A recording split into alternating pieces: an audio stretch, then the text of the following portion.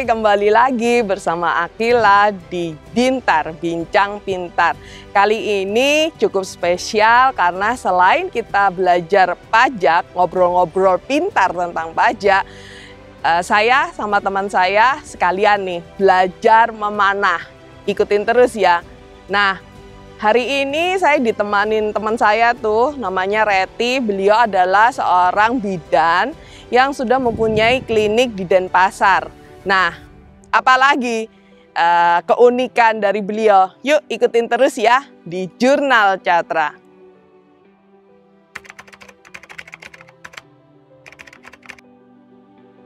Hai Ret, aku pakai masker dulu deh. Hai guys, kita salam corona aja. Gimana kabarnya?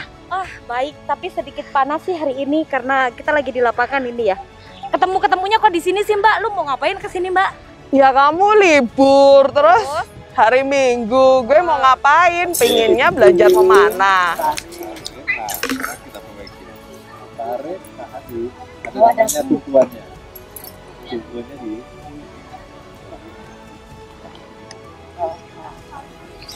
Jadi ini kan nariknya begini. Tarik 3 ya. Ini jempolnya sini. Jempolnya.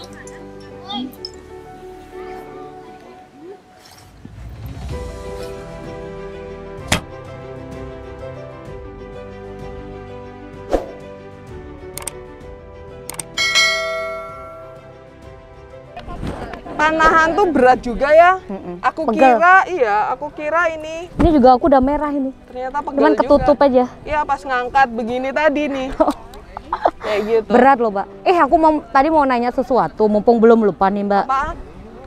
Apa namanya? Selama ini tuh kan di Denpasar tuh udah lumayan ramai tuh praktek-praktek bidan, termasuk klinik. Nah, tapi yang selama ini dikasih tahu ke kami itu para praktisi dan para profesi itu hanya sekedar undang-undang untuk perizinan. Kalau secara pajak, secara undang-undang perpajakan itu ada nggak sih Mbak kewajiban untuk para ibu-ibu bidan termasuk dokter-dokter yang punya klinik itu untuk membayar iuran pajak? Pasti ada, Ren. Karena apa? Pajak itu kan dikenakan untuk setiap penghasilan dalam bentuk apapun. Jadi objek pajak penghasilan itu secara undang-undang. Nah, terus sistem pajak di Indonesia itu kan self-assessment system. Jadi memberikan kepercayaan kepada wajib pajak untuk melakukan perhitungan, terus pembayaran, terus pelaporan secara mandiri. Nah, awal yang harus Reti punya itu NPWP. Udah punya belum NPWP? Udah dong. Kalau NPWP alhamdulillah ya udah. Nah, syarat sama manfaatnya punya NPWP itu aku udah jelasin di videoku sebelumnya di sini nih. Tuh, dicek guys, nanti ngecek aja nih, nih ya dicek, videoku. terus? Nah, setelah kamu punya NPWP, terus kan Reti punya penghasilan. Nah, punya penghasilan itu merupakan objek pajak. Nah, caranya gimana? Reti itu harus membuat satu pencatatan. Berarti kayak pembukuan gitu ya? Ya, jadi kalau pembukuan itu kan lengkap nih, ada ada dapat penghasilannya dari mana, revenue, omset, nah terus biaya-biayanya itu apa aja. Nah, karena Reti itu merupakan tenaga profesional, Reti bisa memilih dua, pakai norma apa pakai pembukuan. Nah, kalau norma itu cukup dicatat penghasilannya aja, lalu dikaliin norma, terus dikurangin besarnya PTKP, nah baru dihitung tarif pajak yang terutang. Nah, setelah menghitung, terus membayar, baru dilaporin ke SPT tahunan, kayak gitu. Berarti kan bisa melaporkan sendiri si wajib pajak tersebut. Bisa. Jadi setiap bidan kayak Reti gini itu wajib melaporkan penghasilannya. Nah, terus Reti itu kan juga ini mengajak bidan-bidan yang lain punya untuk karyawan membantu. lah kasarnya. Nah, punya karyawan lah kasarannya. Nah, karena Reti seorang profesional, Reti juga harus menghitung, misalnya melakukan memberikan penghasilan kepada bidan tersebut, itu berapa nilainya. Harus dipotong juga PPH-nya. Harus dipotong, PPH 21 istilahnya. Nah, terus kliniknya kan butuh servis-servis, maintenance. Nah, itu juga ada pajaknya. PPH 23 atas jasa. Karena Reti memberikan memberikan penghasilan ke pihak lain. Jadi intinya pajak penghasilan itu setiap tambahan penghasilan dalam bentuk apapun yang menambah kemampuan ekonomis RETI dan menambah kemampuan ekonomis dari karyawan atau orang lain. Kayak gitu.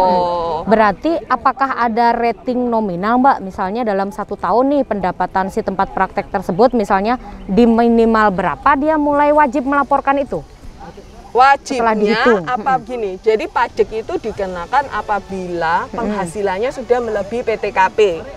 Kayak gitu. Jadi PTKP itu kan ada ininya ya, ada tarif-tarifnya, ada aturannya.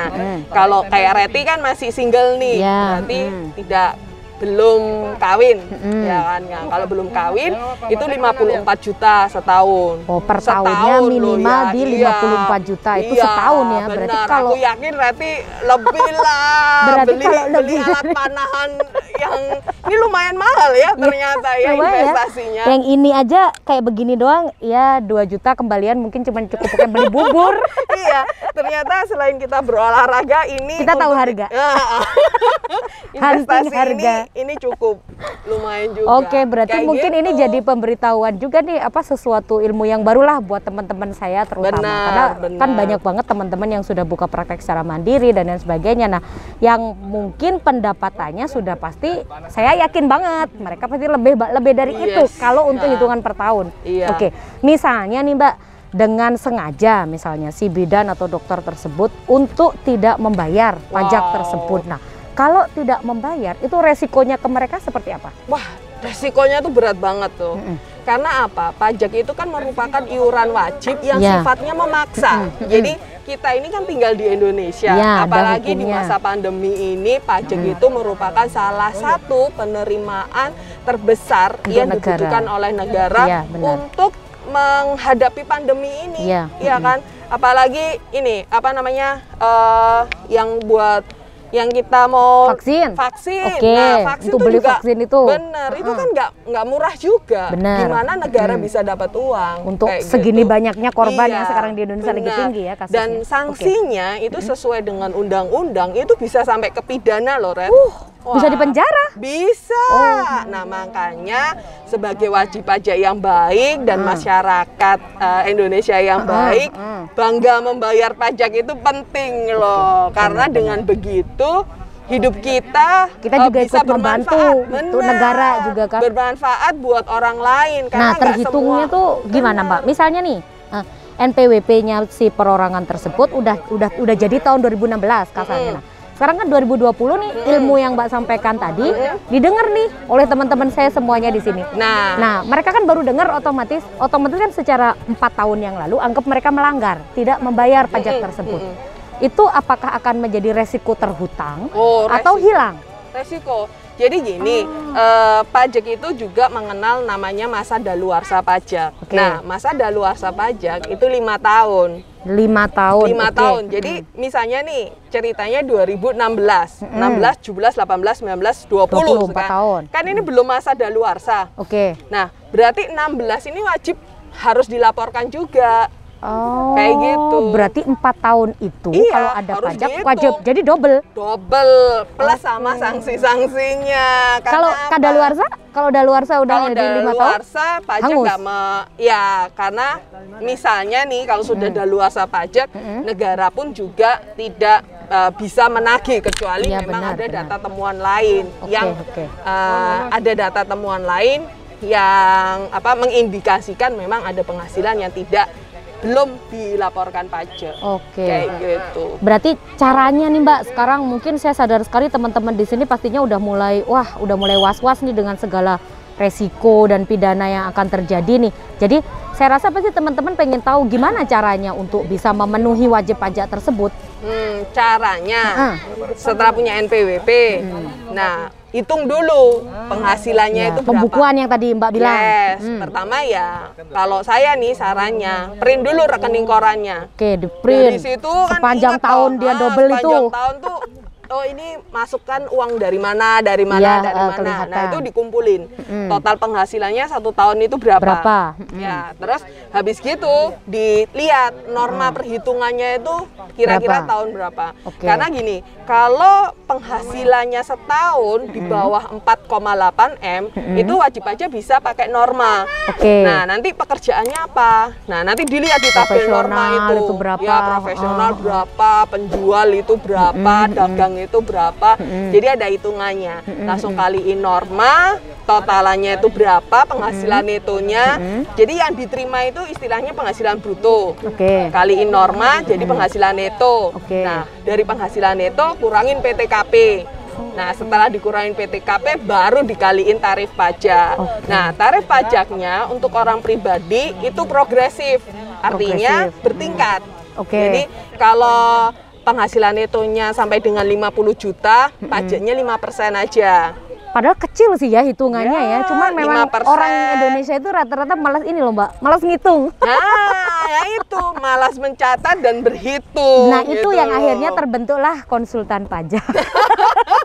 Untuk ngitungin dan mempermudah kita kalau mau bayar di Indonesia pajak. itu kan banyak profesi. Profesinya nih. Nah kalau bidan ngitungin pajak susah, males, silahkan hubungi Mbak Endah ya. Akan dibantu gitu. untuk menghitungnya. Pajak ibu berapa tahun ini menunggak?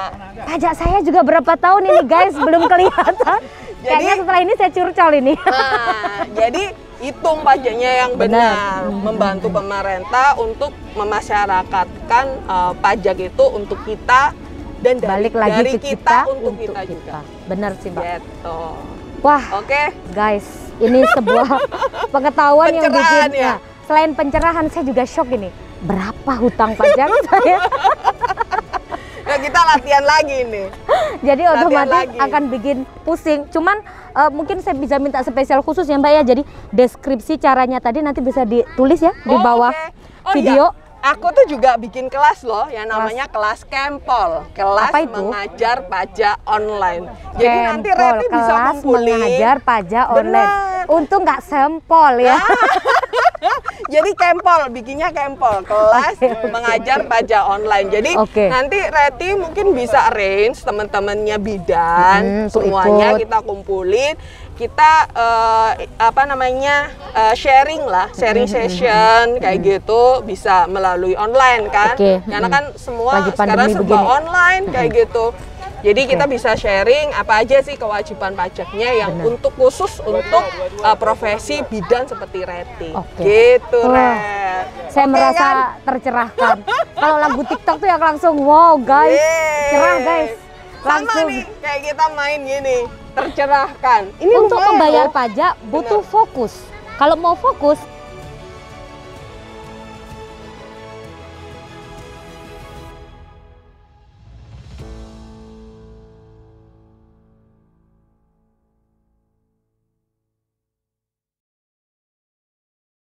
ternyata belajar memanah itu membutuhkan fokus. Sama seperti belajar pajak, kita harus fokus untuk mempelajari undang-undang yang berlaku sekarang. Jadi, kayak ceritanya Reti itu, apabila sudah ada subjek dan objek pajak, itu setiap wajib pajak wajib untuk melakukan perhitungan, pembayaran, dan pelaporan secara mandiri. Karena apa? Sistem perpajakan di Indonesia itu self-assessment system.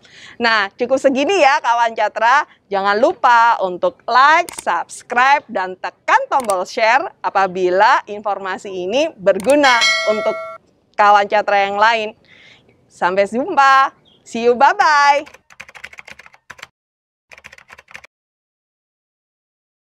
Kayak kita main gini, tercerahkan. Ini untuk membayar pajak butuh fokus. Kalau mau fokus, main panahan ke Bali Heroes, guys.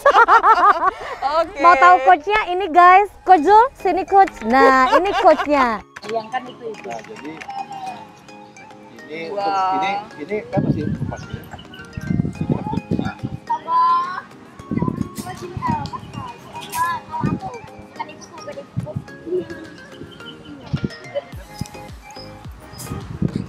Tujuannya apa? rilisnya. Kalau tadi kan kita pakai tangan. Siap, Pak. Udah benar. Siap. Tapi ini juga bisa ukurannya di belakang juga. Cara narik. Kan di sini kan aja. Harus di sini kamu kan ada minyak itu. Tariknya, Ini apa sih? Oh, enggak, kalau yang ini kompon ya. Tekniknya beda. Oh, komponnya diputar. Jadi ini kan kita kunci ya. Kita tarik ini, kalau kita jempolnya di bawah ini nggak lepas. Itu kita ngedi, kita pindah di bawah. Salah. Ini lipatnya. Baru berapa menit itu? Di atas ini ya.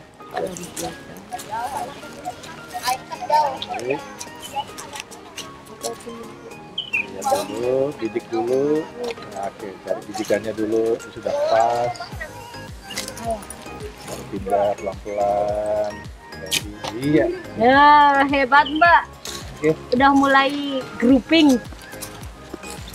Gue gitu loh. Nah, ambil dulu, ambil.